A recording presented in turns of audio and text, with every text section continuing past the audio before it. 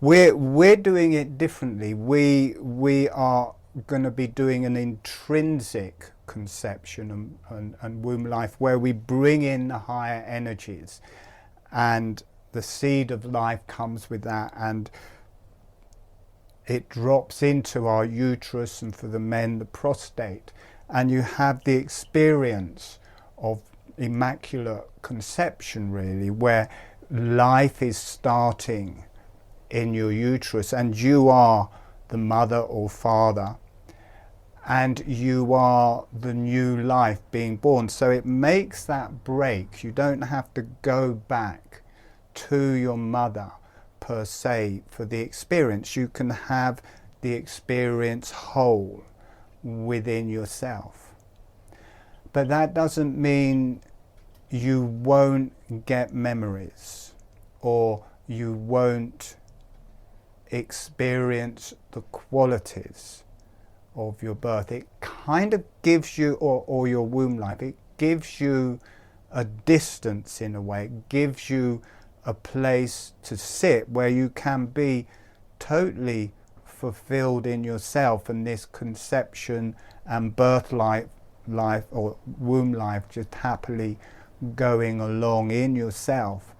And at the same time, you may feel qualities or memories or energies from when you were in your mother's womb.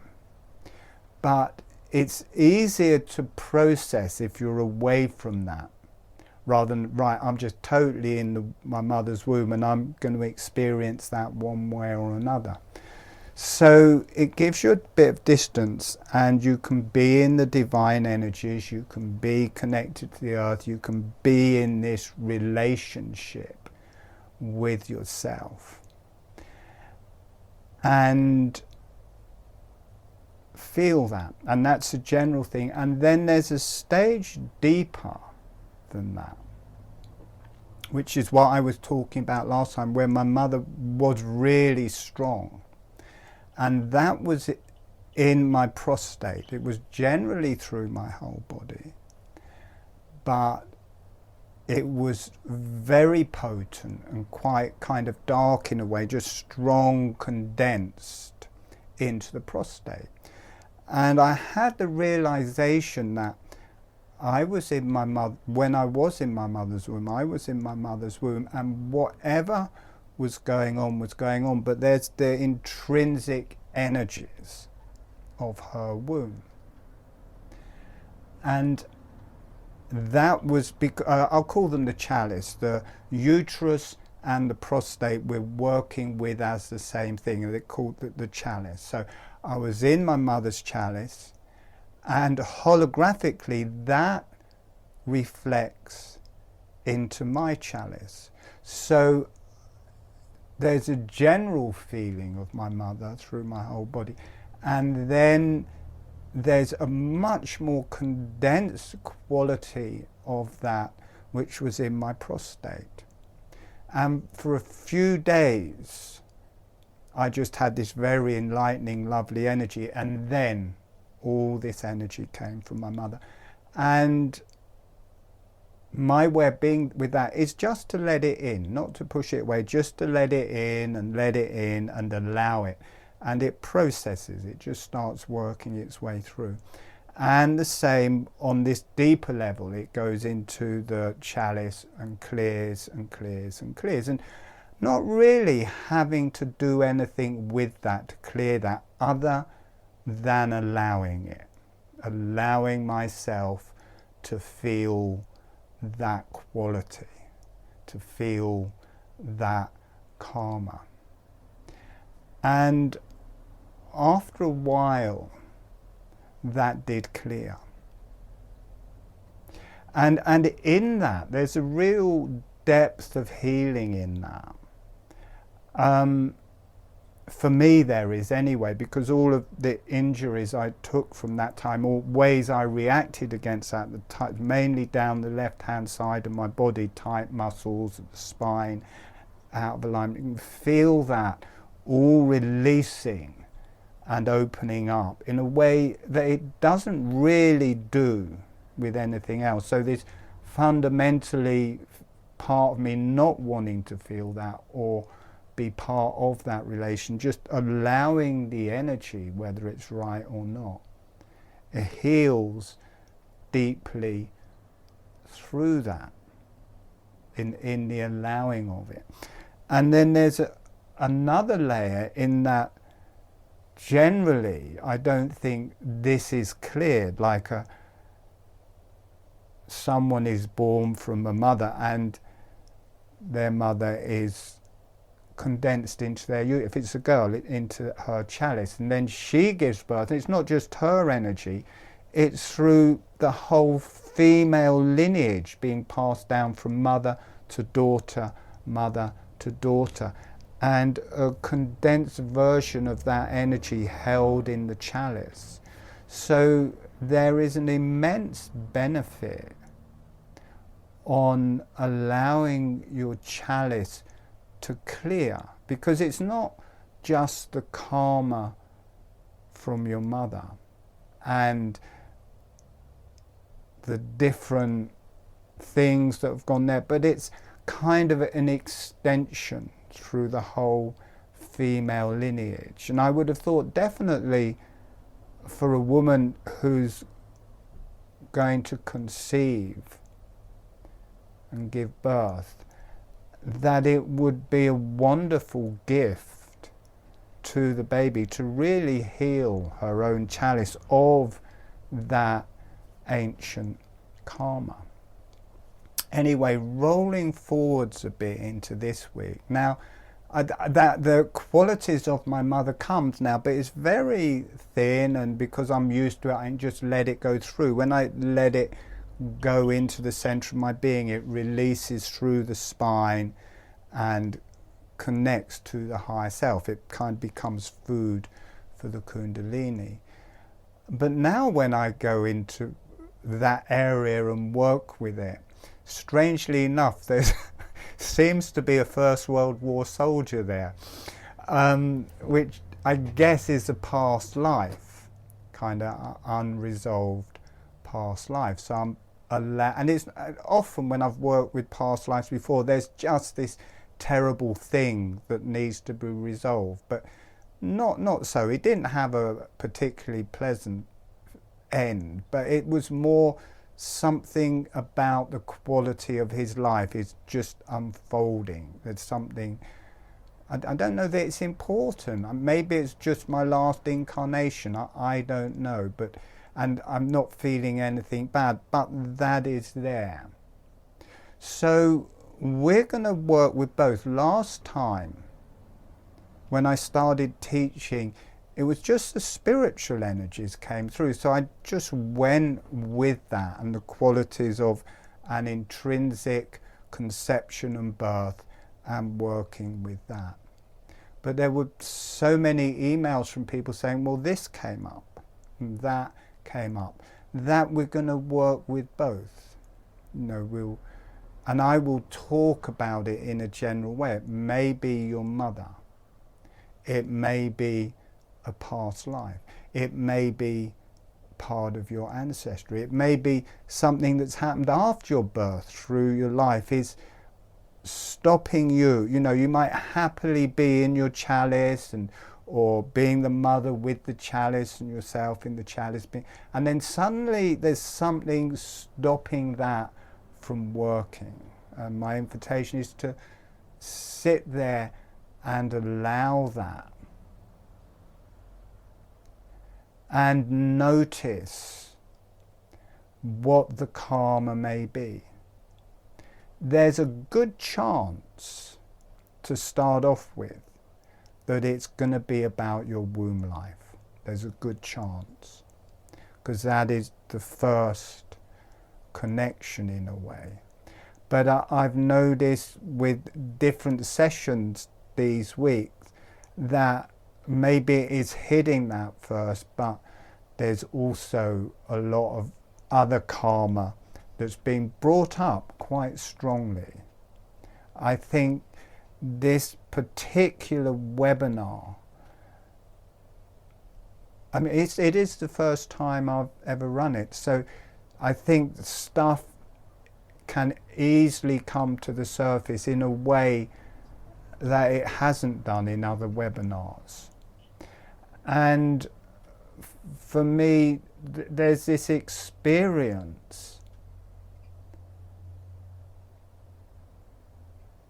that just fundamental things that have been issues my whole life, it's almost as if they can just go away because you're just getting it right at a seed point where it's just first starting.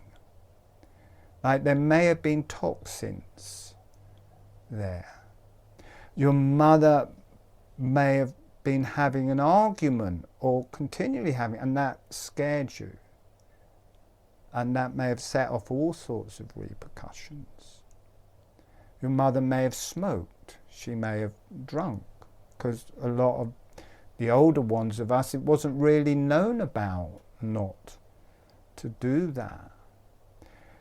And they can have a huge effect on your health. So experiencing it anew kind of gives you a new model that your DNA can connect to. So your DNA starts to connect to the new model of being your own mother and baby through gestation, and your DNA can start aligning with that. And I think there's just a chance of releasing a lot of karma in a way that you just don't have to deal with it anymore. And I did get emails about that, people saying, this injury just went, I had this, and it just went while we were doing that meditation. I don't know if those injuries came back again afterwards, but in the meditation they disappeared. And you know, people probably cover this in other things, but in this particular work with me, we are covering new territory. So we don't really know where it's going.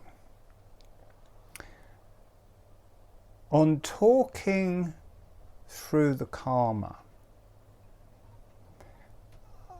I'm going to engage two basic principles of how to deal with it. If something is coming up that feels awkward, scary, you don't like, hard to integrate, you don't have to go into it headlong. You don't have to go into, I've got to feel this, and I've got to feel it fully, and I've got to do this, and dive into it. You don't have to do that, and it's best not to. With things that feel uncomfortable, with trauma that feels uncomfortable, it's far better just to go really slowly. And it's as if you've got a dial, and it's good to realize that you do have a dial. You can go at any speed you want. So something is coming up, oh, that's really uncomfortable. You can turn the dial down. So maybe you're feeling some toxic energy, or there's an argument, or some terrible things, may have been, and in my case, probably your mother wanted to abort you, or even tried that, or didn't want you.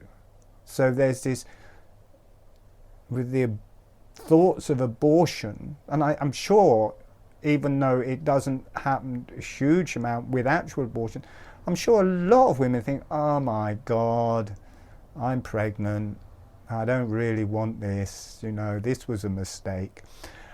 And obviously the baby is going to pick that up. And in that particular situation, you're going to feel not just a huge rejection of this person you've come into. Your life and existence is threatened. You can die. So all sorts of things will be happening with that. So that may come to the surface as a rejection, and you get deeper into rejection. I'm going to die because she's going to try and get rid of me.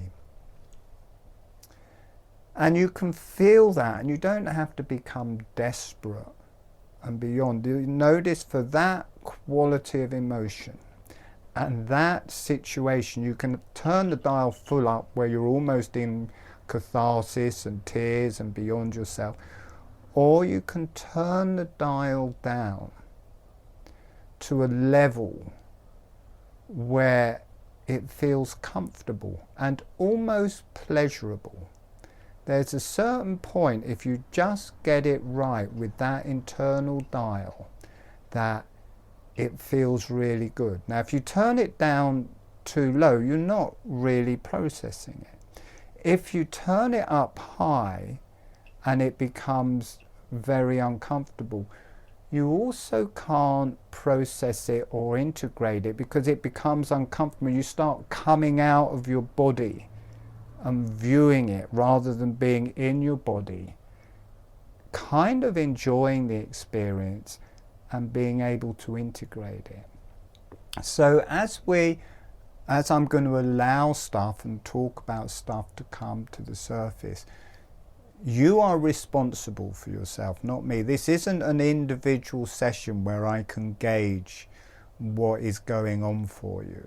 You are responsible for yourself. So in that, my encouragement is whatever comes up, play with that dial, find a place, I can be with it here. At this point it feels good. I haven't suppressed it, but I'm not in overwhelm, I'm not in shock. And then you can be with that forever if you want, because it's not uncomfortable. But at that place, you can allow it, you can be in your body, you can allow that to move through your body and accept it. So that is one principle. Now there's another principle that you may want to play with or not. And that's the way I worked with it per se with my mother, because I had pushed through. And actually I worked with it with illness as well, and other things, that I just let it into myself. It feels foreign and I don't like it, but I just allow it in as if it's food for me, and I can feel it going through the different levels of me. And there's a certain level where it comes into my spine or my center line. For some people they feel it in their spine, others feel it in the center line. And as it gets to the center line, that your being is so strong, or the energy is so strong on the center line, that karma becomes food. It actually, what seemed like a trauma becomes food for your kundalini. It goes onto the center line, it goes into the spine, and for me it just ignites. I think, oh great, because I just get this lovely rush of energy, goes through my brain, I can feel the kundalini through my brain, and then it connects to the higher self. So something that I was always scared of, didn't like, resentful of, becomes this pristine energy for feeding the kundalini. And that, by the way, is how holographic breathing first came through. I didn't know what I had. I had Lyme's disease. I didn't know. I knew I was going to die because I couldn't find any way better. And I lay on my bed and I made a prayer saying, I don't want to die right now, but I'm going to let this take me so I can see what it is. And I just let it in and let it in. And the tiredness went away and it became the waves of death. And I just kept on going through this death. And I just kept on allowing it and accepting it. And I went through wave after wave of death until I got onto the center line. And it was as if I had died. And there were these beings there and different things. And then after I came back, my kundalini went off. And a couple of weeks later, holographic breathing just started in meditation, and that particular experiences for me, the energies that came through in there were what manifested as holographic breathing. And continuing after that with the Lyme's disease and the different illnesses, I had no immune system. So I'd be fighting these illnesses to try and get better. I thought, just let it in, and I just let it in, whatever it, bronchitis, whatever it was, I'd let it in and in and in until it would hit my spine, and then it would become high. Well, if it's going to kill me, at least I can get high with it, at least I can burn it through my kundalini and it can turn into a spiritual energy. So that is a particular thing that I've worked with a lot. You kind of have to be quite courageous with that one, because you're taking something you're really scared of, that you don't think is right, you're actually allowing it into the center of your being. So I find it good to work with my mother's energy in that way. Everybody's had different relationships with their mothers. Some may be good, some may be bad, but if that seems a good way of doing it, that's fine. And the thing with the clock is good as well. Right, I think I've talked, I mean, we've done one. I think pretty well everybody here was on the last one anyway. I'll talk a bit about what we're going to do, and I'll show the anatomy. This group came out of the first part of the fire energy webinar, where we worked with the uterus, or the chalice, and testes and ovaries, and this came out of that. And we will be working with the fire energy points to open the chalice. And there's 3 sets of 3. There's the chalice, which is the uterus and prostate, and the testes for the men and the ovaries for the women. As it comes up, that relates, the uterus relates to the heart, and the ovaries and testes relate to the breasts or the chest in this area. And that raises up, and in the center of the brain, it's the hypothalamus area relating to the eyes. That's the set of 3 there. And then as that all combines, it opens up through the top of the head. And we are going to go into the lovemaking, into the conception in the same way as you'd go into lovemaking. In the lips are the fire energies. The center of the tongue on the roof of the mouth is the fire energy. So we're going to start connecting to that area, to start feeling that passion and that arousal. And after a while that relates to the breasts, and in the center the heart. And then the same way as in lovemaking, the breasts start bringing a sensuousness, starts making you ready, and the heart brings the love. So there's this whole love type thing going off in the heart and breasts. And then after a while that starts igniting the uterus and prostate, or the chalice, and the ovaries and testes, and the chalice starts opening. So you get this activation of the chalice. And we'll allow that to happen. In this we're working with the bodily energies, and after a while we let that connect to the fire energies in the heavens, and that channels down into the chalice. And to start off with, the chalice is releasing energy up. It's quite often got a build up of energy, so it's releasing up through the center line or through the kundalini. But after a while it does just become this chalice energy where it is just receiving. So there's this, the chalice receiving from the higher self, from the gods, from the divine. And then after a while it gets deeper, and there's the seed of life that comes down into the chalice, and you get life being created in your chalice. And in that experience,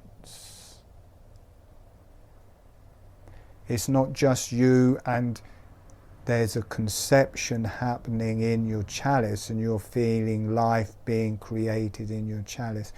You are the new life. You are the baby that is being conceived. You are the spiritual energy combining into a body, aligning and combining into new physical life. Bringing down energies is one thing, but for it to, you want to see a miracle, well, there you got one. New life being created. You try and get a scientist to do, well, maybe scientists can do that, I don't know if they can, but anyway, creating new life in your own womb, and you become the baby and you become the mother, and there's that connection to the earth and a connection to the beyond and this spiritual quality as you start evolving as the baby. And then, as I said last time and before, maybe, I teach some people, because I'm doing quite a lot of individual sessions, some people just do that, but other people connect to other things. So we're going to allow both. If there's hard feelings from our actual conception, as well as this more divine conception.